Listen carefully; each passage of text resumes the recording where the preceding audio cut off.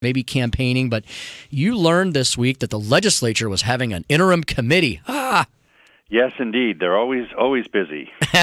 And maybe a little too busy, right? Your money's never safe. And they were talking about tax policy. So, Howard, I think you told me you were going to try to go bore them into reasonableness. So how did you do? Well, I'm sure I bored them, and I'm sure I was reasonable, but hopefully some of it stuck. Howard, let me first ask you, tell folks what this was that you went to this week here in the city of St. Louis. Well, so it's kind of an out of session kind of working group, really, to discuss possible changes to tax policy at the state level, and it involved a lot of legislators and also just kind of interested parties who might be experts in some way. Okay, I think they had some CPAs and folks like that, right? Okay. And they had some working groups in the morning, right? And then they had like a committee of the whole in the afternoon? Right, so it was working groups on administration, personal or income taxes, and sales taxes, three different groups. Now, we'll remind folks that the current control of the legislature in the state of Missouri is by the Republicans, both in the House and the Senate, and by a supermajority in the House and the Senate. So hopefully, Howard, you had some willing ears to listen to the messages you gave them. And what did your testimony, what did you focus on? What was your overall message? Well, so the state is a supermajority in all its ways, but I'm not sure that the group I was speaking with was a supermajority. It was more even, I think, because people were drawn from the city of St. Louis and St. Louis County. But I think it was still probably at least a sliver Republican. But my message to them was that a lot of the obsession about taxes is who benefits, who loses, what is about the progressivity, regressivity, and that these are not really very important when you compare it to the effect that an efficient tax policy has on growth. I mean, as you know, and you've said a lot about, is Missouri is ranking 49th in growth recently, and the stagnant economy doesn't hurt you and I, or me, but it does hurt people at the lower end of the income scale. They're the ones who are harmed by the stagnant growth. Right, and Howard, that's what the left doesn't always admit, right? Is that it's the lower middle class and the poor who are looking for new jobs, right? The net new jobs or the net new growth. And you're right, Howard. The liberals they never contest me on this because there's nothing to the contrary. Missouri's either 47th to 49th in GDP growth for the last 10 years. And I haven't seen any other study to the contrary. No, and it's it's deeply lagging at least, and a lot of it probably has to do with our tax policy, which is antiquated, and a lot of the discussion about it focuses on the wrong things. Doesn't take a growth stance, which is really the biggest benefit you can have, is to have a tax policy that doesn't hinder growth. We're speaking to Dr. Howard Wall, who is the director of the Hammond Institute at Lindenwood University, which is a free market think tank. Yes, there is a free market think tank at a university here in St. Louis. How about that? Howard, if you had a magic wand, what would you direct the legislature to do when they go back into session in January? Well, I think the main thing I stress to them, and if they could just have these principles and act on those principles with their best judgment, is to have lower tax rates. Right, because businesses and people react to tax rates, and you can collect the same amount of revenue with lower rates by getting rid of a lot of the carve-outs to special interests or business carve-outs or even carve-outs in sales taxes to certain types of goods, because the tax policy is not the way to run a social welfare program or corporate welfare program. It's to raise money efficiently as possible to fund the services that people want and need. That's right, Howard. Because when we're giving all these, when we're carving out things for this tax credit program and the problem is, right, they all maybe they all have a nice ring to them, or maybe there's some merit there. But when you keep adding and adding and adding and adding, you're quickly you've got so many carve-outs and so many loopholes, you're not capturing all the revenue you normally would through a broad, low system of fair taxation. Right, and you're raising the tax rates on the people who do pay, and that means that the effect of the tax is even worse than it was. Howard, how does state spending, budgetary spending, figure into all of this? Well, we had actually quite a lot of discussion about that at these meetings, and they're linked together. And to some extent, the state can decide what it wants to spend on, and then match that with what it can afford. But the first step really is, to figure out what you can afford, you have to stop wasting money on the tax side. In some sense, we're wasting the economy by harming the economy too much.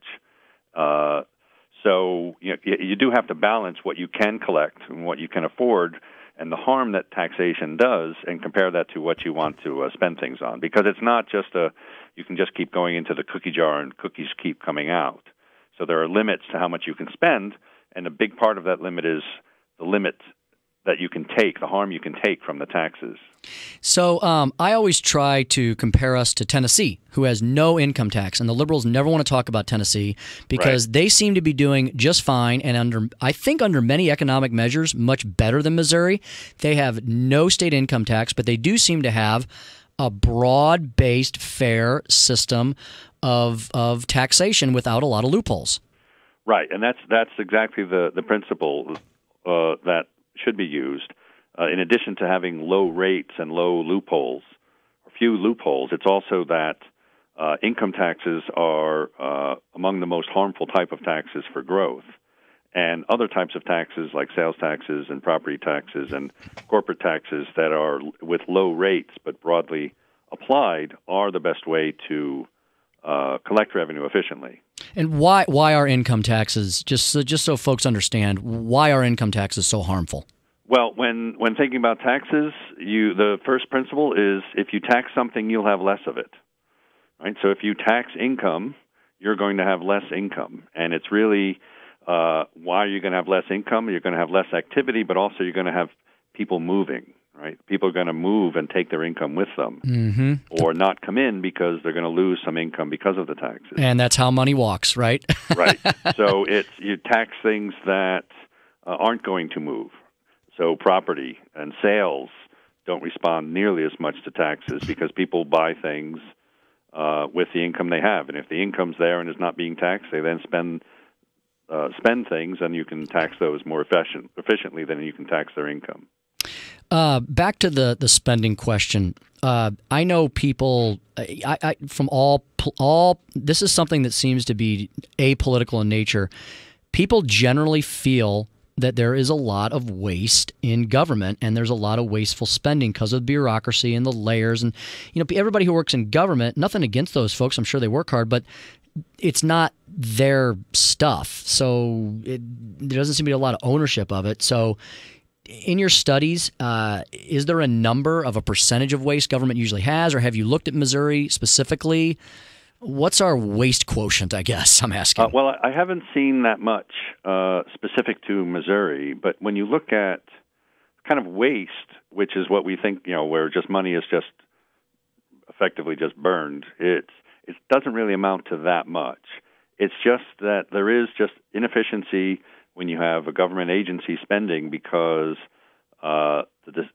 because the accountability measures you have, there are more and more layers of bureaucracy, and it makes decision-making much more slow and, just more cumbersome. So there's waste in that sense. In the sense of inefficiencies, and you can definitely make things run a lot better and smoother. Right. So it's not inefficiencies like people are doing a bad job even. It's they're doing their job correctly, but because government entities have different objectives, sound objectives to account for tax money, this makes the process more cumbersome and more slow-moving than private spending. Well, and it's probably deciding to spend on things like 63 different tax credit programs and TIFs and all this kind of stuff. That once again, like you said, I mean that is a way of wasteful spending, right? You're diverting money to all these little pet projects instead of having them go to the core functions of government: roads, bridges, education. Well, the tax credits for economic development, you might as well. For most of that, put a pile in the middle of the room and set it on fire because it's a complete waste. and departments within the state government will claim that it has all sorts of magical multiplier effects and generates tax income, but all of those claims are absolutely false.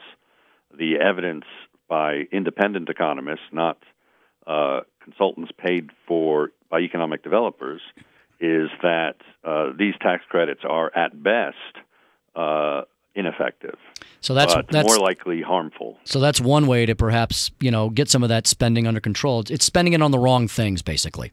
Yeah, and Missouri is one of the leaders in tossing money down the rabbit hole of tax credits in the name of economic development. Oh, wonderful! So that's one big area we could focus on. Oh, for sure, and it's one of the reasons that we collect so little in corporate taxes, despite having a relatively high corporate tax rate.